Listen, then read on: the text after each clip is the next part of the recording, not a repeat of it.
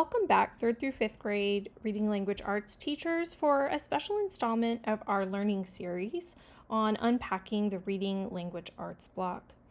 And this session is about how to use the differentiated small group resources for your Tier 1 instruction in 3rd through 5th grade Reading Language Arts. This is specifically about differentiated small group. So if you have other questions about the intervention block, you're going to want to see Austin ISD MTSS manual for more information on that. As with our other series, let's start with the unit planning organizer just so that we can ground ourselves on where these resources live and where you might come across them. So as I'm going through, starting at the top, I'm going to scroll past all my unit overviews and everything. And in fact, I'm going to come all the way down to the unit pacing guide. And in the unit pacing guide, you notice over on the far right-hand side, there's a section called differentiated small group. It's listed for 40 to 45 minutes of the day and includes just a link to each week of instruction. I think it's really important to outline and understand that differentiated small group is to support your students in learning the Tier 1 instructional grade level material, right? It's not stepping back, it's what do I need to do to scaffold and support you in the moment to learn the things that we're learning in the unit. So this part of your day takes on a really special time because you have to, as a teacher, and this is really where the art of teaching comes into play, you have to use your skills as an observer to determine what's kind of going on and if students are understanding the material you're presenting or not. And then you have to provide some scaffolds, usually within a small group setting, in the moment that day to help provide some supports and get them to be successful on grade level material. And so as I go through the lessons, now remember, I can click directly right here and get my link, or I can use the lesson outline. If you don't see the lesson outline, you find the little hamburger on the left-hand side and scroll down and you'll see this kind of section here that says how will we respond, how will we extend, and there's a link to differentiated small group. Each set of differentiated small group materials is tailored for that week of instruction. So the materials I'm going to find on this link are going to relate to prefixes un, in, im, and re, author's purpose figurative language, short and long A sounds, personal narrative, and parts of a sentence, right? These are the things that I'm addressing in this differentiated small group, okay? So let's give this first one a try. And I hopped down there and I notice there's 2 questions in salmon at the top of the box. It's how will we respond when some students do not learn the content? And how will we extend the learning for students who have demonstrated proficiency? This is an important differentiation because small group is for both not being able to learn the content in the moment and also extending the learning. Differentiation goes to both sides of the Tier 1 instruction. So within that, if we remember what's going on, I have the materials listed here in my UPO. So directly in the UPO, right at the end of each week of instruction, there is a chart like this that has all of these resources. Remember, they are aligned to that particular week of instruction. So for each unit, you will have 3 differentiated small group boxes or charts with materials listed. Okay, so that's just some grounding to know where the things are. So how do I use these materials? So let's just remember, within Tier 1, teachers should differentiate instruction for all students and use multiple forms of student grouping to ensure all students achieve mastery of learning. This statement really changes the way a lot of us might think about our small group time. There was a time that we would sort our students into their groups, and that was their group. And every day you met with group A and B, and then the next day you met with group B and C, and those groups did not change. And to really effectively address Tier 1 scaffolding needs, you have to be much more flexible than that. You have to notice in the moment which students need what, and then call those students for a small group. So it's very, very flexible grouping. So we just looked at a UPO and we found where these boxes are. And so this is just a reminder. This is what these boxes are. And there are 5 sections, well, 6 sections really in it. One is a focus section. This is where you'll most commonly find extensions. There's a section with vocabulary. There is a section and one more that give you some Rigby reader suggestions. There's a section focused on comprehension, and there's a section focused on decoding.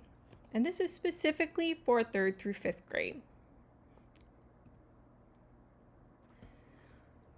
So in order to use these materials, we recommend that you start with the simplest support first, which would be on the left-hand side, and then move to the right for more complex supports. So these supports are listed in order of complexity, with the simplest support over to the most complex support. And not every resource is needed for every student. That is what true differentiation is. So if I look at the items in the focus box, you would use these if the student is reading their own text. Maybe you've approached them during an independent reading time, or they just need a small group reinforcement or extension of the whole group lesson. So let's say we did a whole group lesson and a couple of students you didn't hear them respond to the questions that we were posing about the text that we were reading.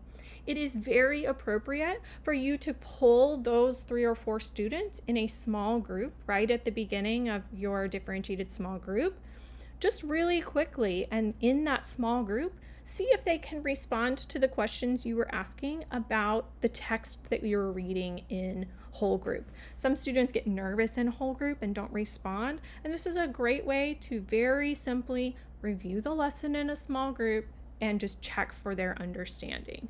That is an appropriate small group, and these tabletop mini lessons are a great resource to use for that. And so I just want to open that up and show you what that looks like.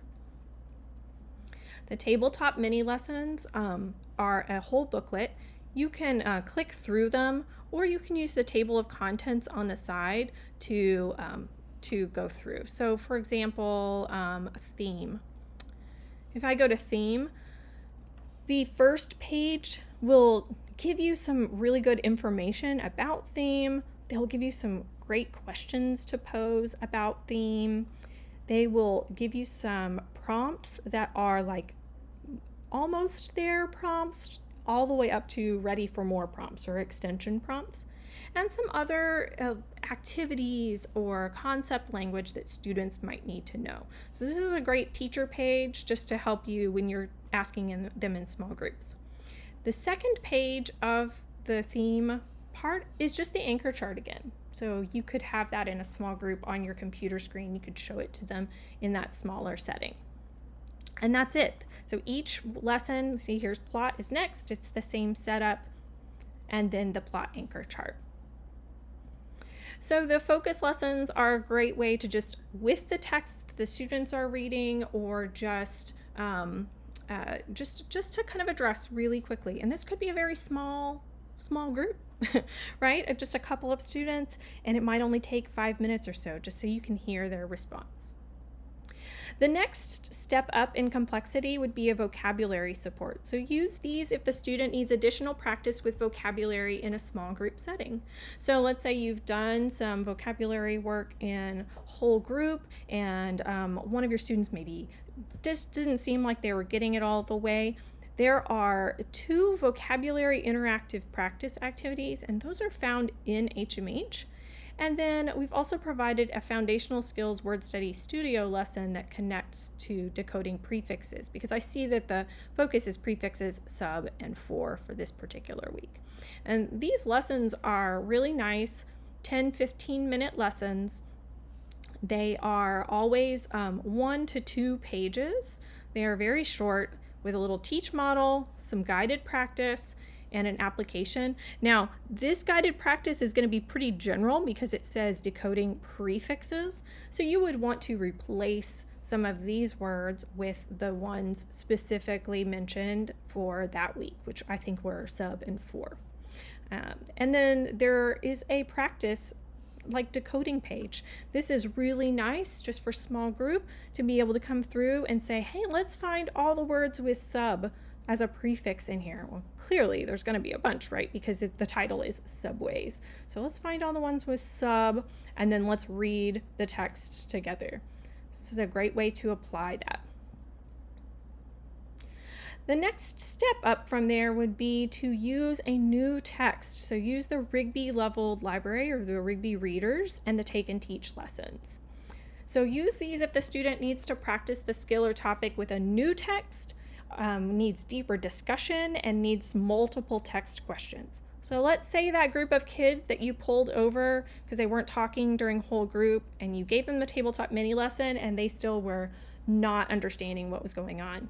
The next step would probably be to pull that student or a couple of students in a small group with a Rigby reader.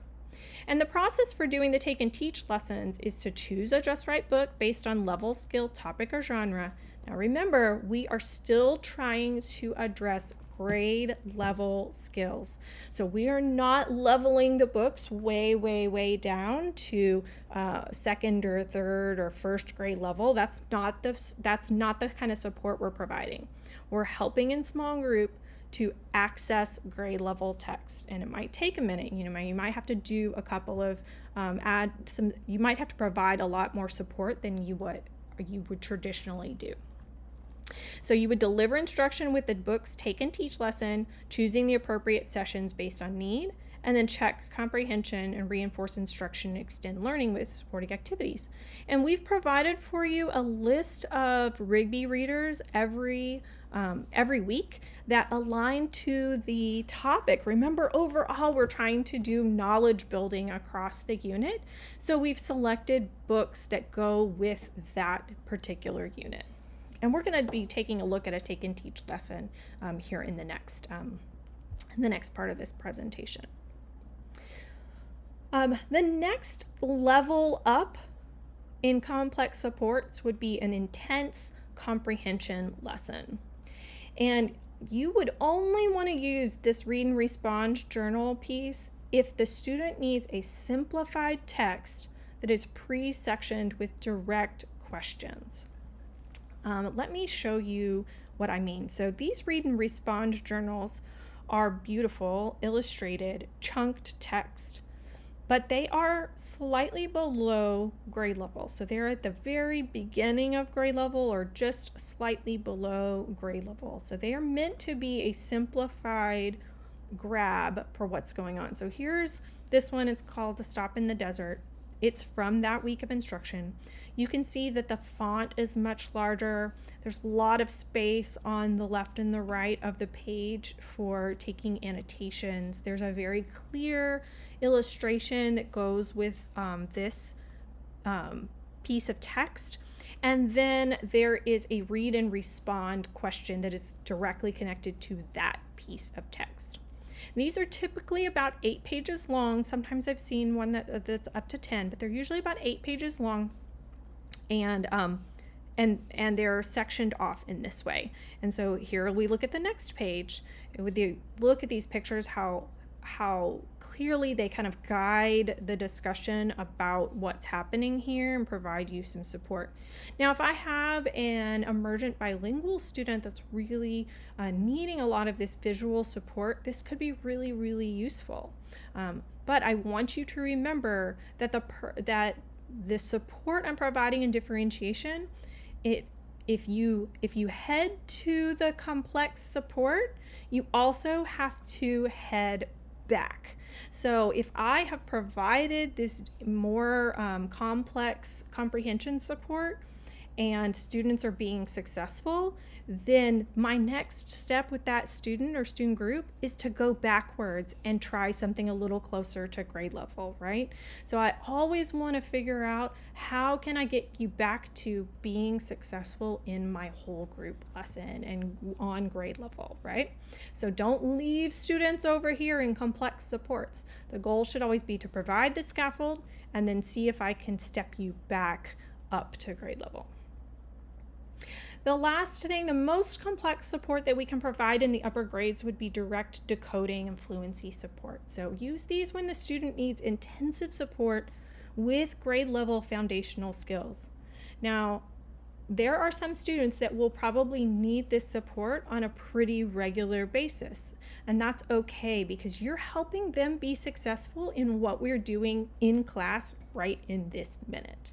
So we're going to use, and this is again, these foundational skills and word study studio lessons that are short 10 to 15 minute lessons that are very explicitly taught, right? There's a warm up, a teach model, some guided practice, and an application. And this has the same format that we've seen before, but now do you see how much more intensive this is, right? So we're getting all the way back to sound spelling cards. We're going to be doing some blending and decoding. There's even letter cards. Now, you don't need to print all these. We could put these letter cards on some sticky notes or something. But it's giving you everything you need for that particular lesson. And then the very last page will always be an applied practice page that has that same decoding skill that you're working on in the lesson. And you can see how this is not quite grade level. This is an intensive support for what is going on. So use with caution, right?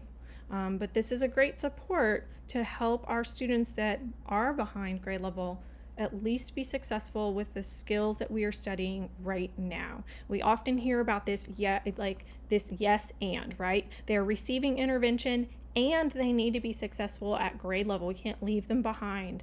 And so this would be a support for doing that. In addition to this, because these groups are very, very flexible, you want to plan ahead or have some sort of calendar, right? We don't want to leave all this information in our head, and especially for data keeping. And when we think about MTSS supports and we think about what our students might need or what kind of documentation you might need to provide, keep track of which students you are meeting with, because remember, all students get differentiation. So this is a great check for yourself to be like, wow, I have not met with so-and-so all week long. And so making some priorities around that. Since the reading language arts block has 40 to 45 minutes of that differentiated small group, the goal would be 2 to 3 small groups during this time using the materials. So keep that record. Try to plan for 2 to 3. I personally would have something like this, a little calendar printed out and just on my little small group binder. And then as I'm making observations during the lesson, I might write down I need to see these 4 students during on comprehension, right? So do that, make your plan, and make sure you're checking what's going on with them. So I just want to share a small group scenario, and if you want to see the text, right, there's the text there, but we'll kind of talk through it, and then the chart there is below. So we're going to imagine student A had difficulty responding to questions about point of view during the whole group shared reading lesson. So during small group, so I'm going to go write him down on my little list, and then during small group, I'm going to call student A to review point of view using the tabletop mini lesson for point of view, and we looked at those before, right? And I'm going to use the text from shared reading. I'm not going to pull a new text. I just want to kind of check in because maybe student A was just shy to share. Or he just didn't get an opportunity. Or maybe I just didn't even hear him, right? So have an opportunity to do that. Then when I'm in small group, I observe student A still having trouble reading the text. but they can respond orally to questions on point of view. So that gives me some good information. So comprehension wise, I think you're okay with point of view, and we just need to maybe try a different text that's maybe a different topic that might be more engaging for you. So I'm going to choose a lower Lexile or a more high interest text for that student from the Rigby readers. And I chose My Dog Soots from the list. Okay, because I'm like, I know this child has a dog, and so maybe this is gonna kind of help them out a little bit, because the story from the reading is about a prince who, maybe he just didn't connect with it. So, but the dog might. So I can choose My Dog Soots, and you have paper copies of these in your classroom. And I'm going to use the Rigby Reader Take and Teach lesson for point of view. If you've never seen these, they look like this. They're printed out in large 8.5 by 11 little booklets. And this is the one for My Dog Soots. And the way that these are structured is that the cover gives you all sorts of great information about the text.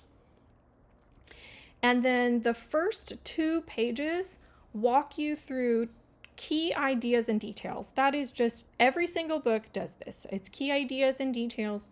And for each page or spread of pages, they've got a couple of questions that connect back to key ideas and details, just to help you do a more direct read.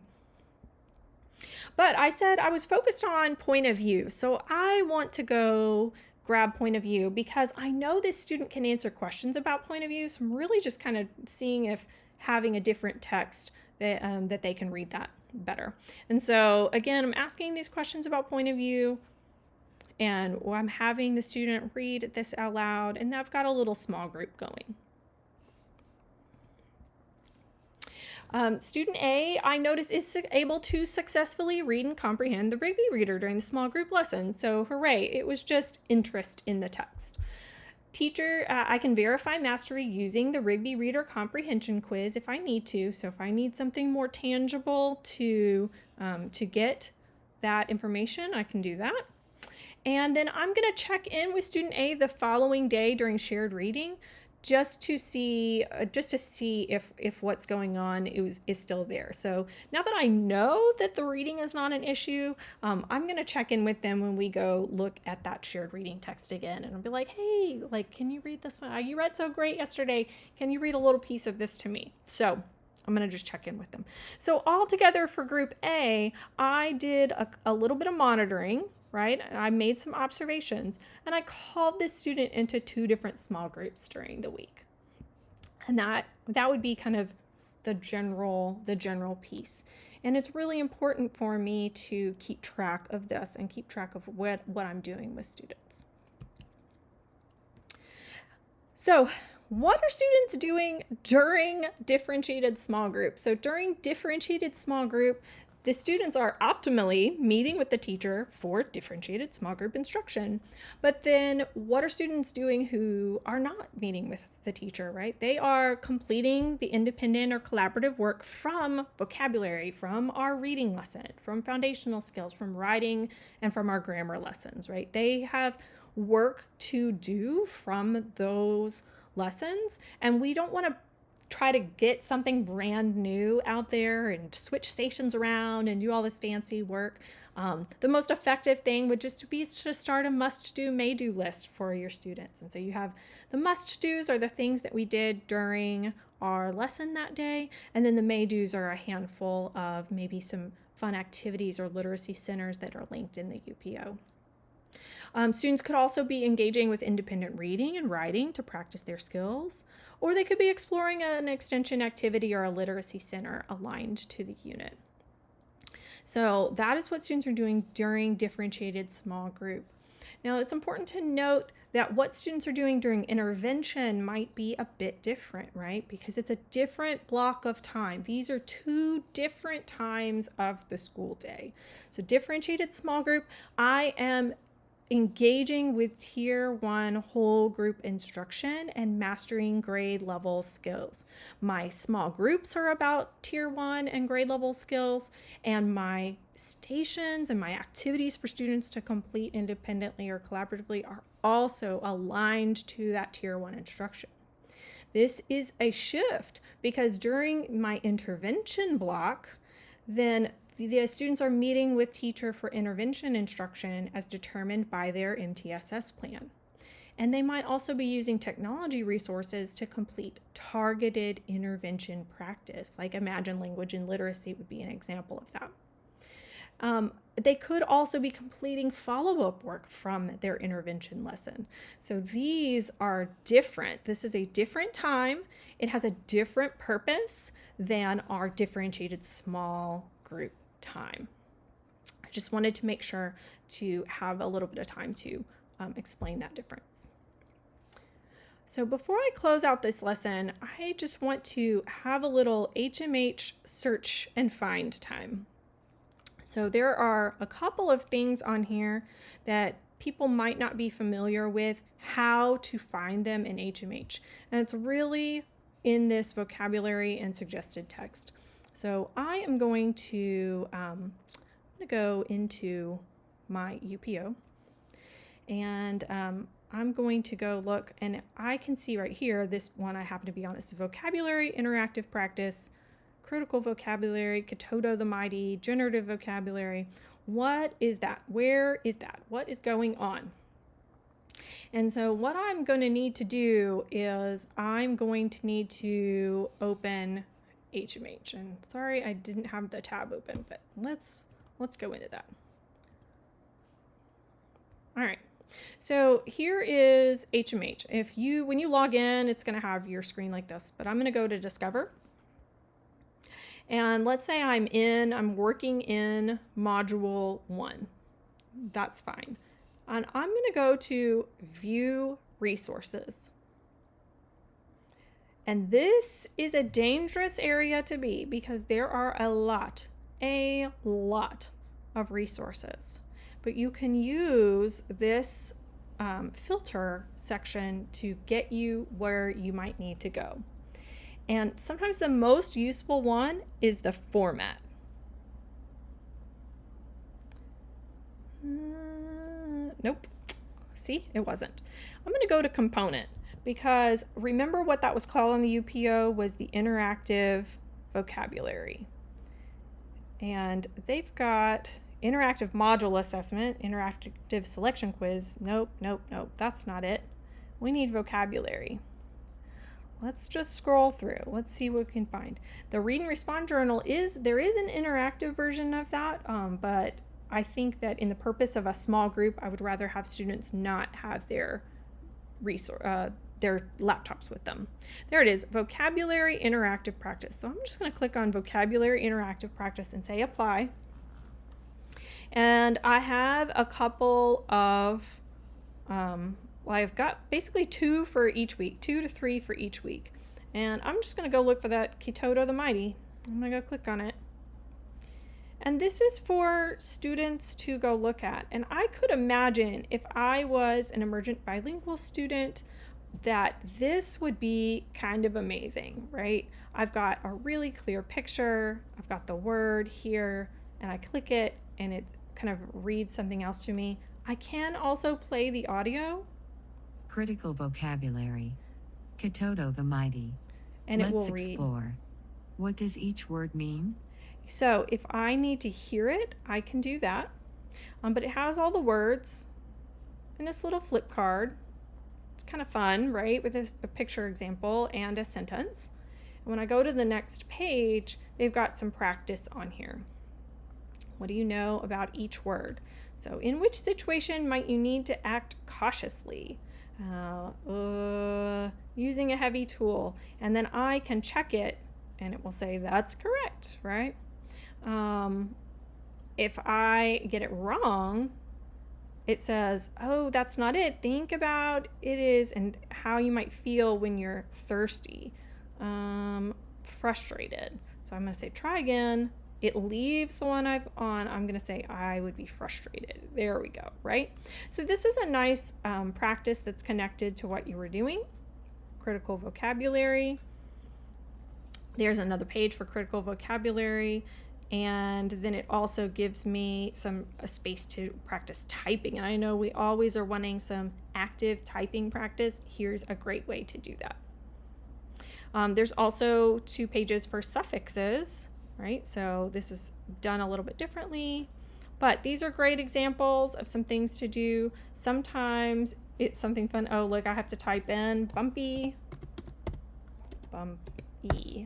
right? And I would put all my words in there and then check it, and it will tell me whether I'm right or wrong. So that is one thing. That's that critical vocabulary, and that vocabulary interactive practice is what it's called. The other thing that you might need to find are the Rigby readers. So you have blue bins in your classroom that have all of these Rigby readers and the paper take and teach lessons. But let's say you just wanted to have a digital copy of it for some particular reason.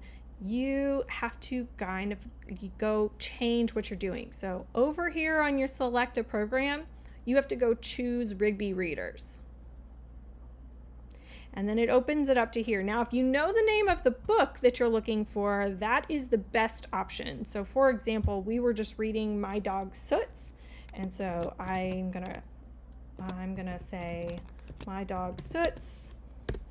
And I'm gonna cross my fingers and hope that it gives me the things for My Dog Soots. Oh, it did. Okay, so I've got all of the items available for the book My Dog Soots. I've got the Rigby reader, I've got the PDF version of the Rigby reader, I have a quiz, I have a quiz answer key, I have the take and teach lesson, and I have an interactive reader quiz. So this could be something, if you don't want to make copies, maybe I'm going to assign this to that handful of students, and that you would do that by clicking assign. I'm not going to click assign because I don't have a class, and so it'll just say you don't have a class. But if you click assign, you would just follow the menus. But you can always go preview these things for yourself. And it's the same questions as before. They're just they're just digital. And then that's kind of nice because then it auto grades for you.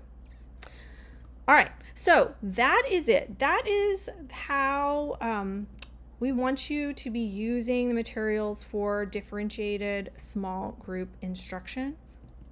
Oh, that is Spanish. Okay, so if you have any questions, let us know. But thank you so much for engaging in this session about how to use your differentiated small group materials for Tier 1 instruction.